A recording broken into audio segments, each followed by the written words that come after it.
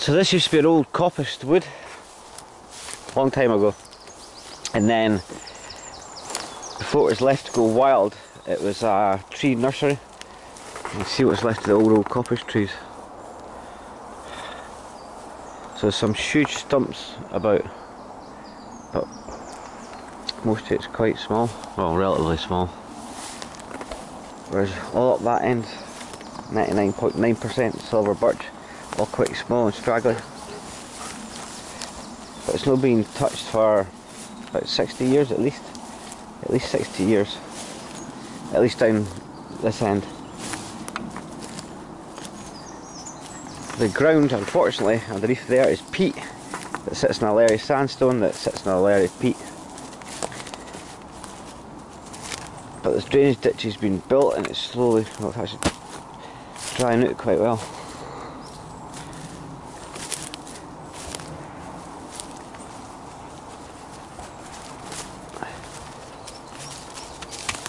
Plenty of wildlife. First night we had 2 deer standing in our camp.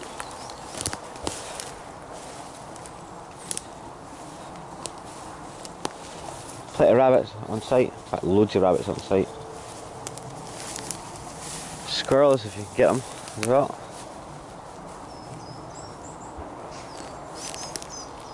But this bottom, or the top end of the wood, is a lot more open. And then we get into the dense stuff.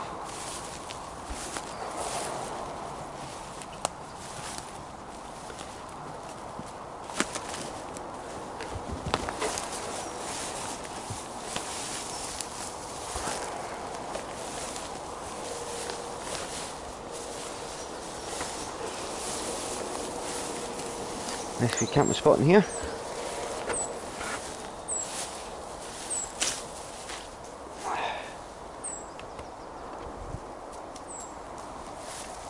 Midges might be a killer later. So we're approaching one of the drainage ditches that's been cut through to help, because it was waterlogged to the point where it was starting to kill off the trees, especially the density as well. So something was needing done.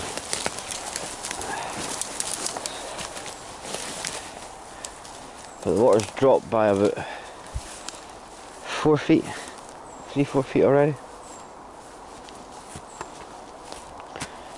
You caught breakfast yet?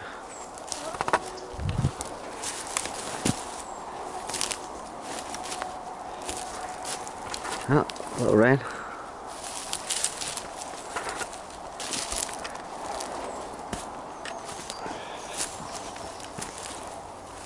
So, there's your peat layer sitting on sandstone. The problem with that is that you can't have open fires on top of the peat, so it means that you've got to dig sand and take sand and build a nice big bed. If not, build the fires further up at the round edges where it's sandstone on the surface.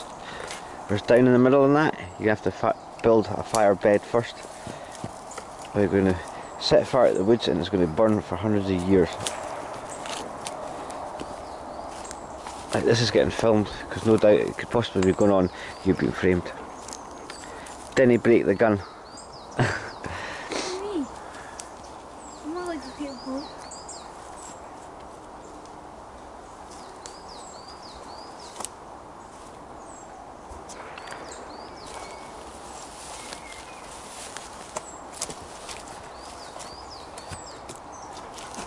Sheep.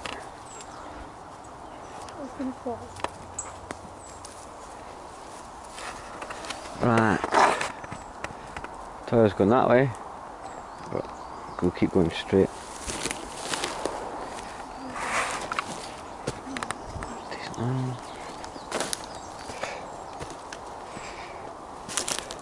So plenty of firewood, plenty of green trees for building shelters and all that as well. Right, this section here is where the power lines go through the property. You didn't want to be touching them. So this strip here is for building.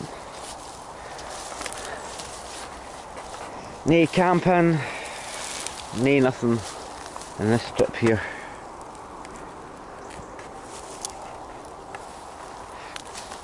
But hey, it's only a wee bit.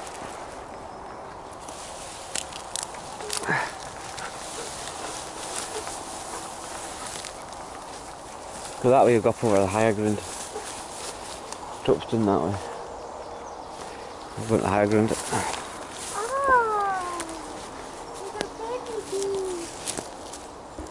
Baby bumblebee. Adorable.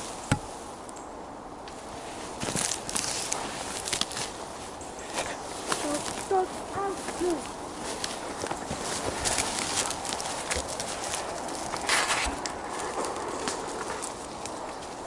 So that'll be back us into our bit of the bit of woods that we're in. If I get it through this.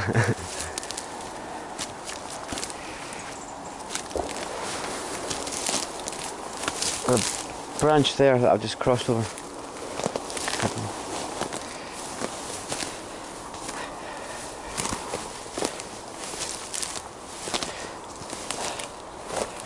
But this is our third day here, second night, and I thought the midges might be horrendous, but they've actually been no bad, like, or no worse than what you'd find if you were up at the house there in the garden or out in the middle of the field.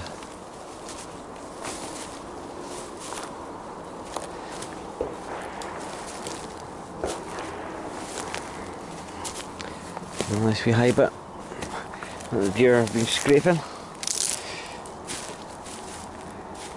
So slight elevation.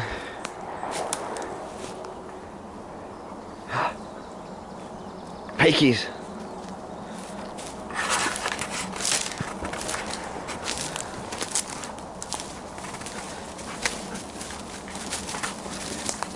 But the woods go down that way for hundreds of metres.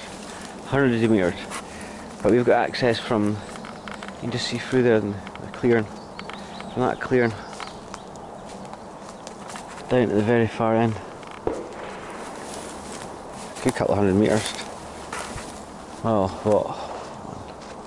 About 300 metres, 400 metres from one end to the other, and 100 to maybe 200 in width from the narrowest to the widest.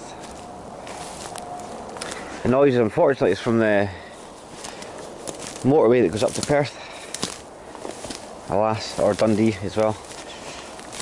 We can't have everything. For being this centrally located to central Scotland,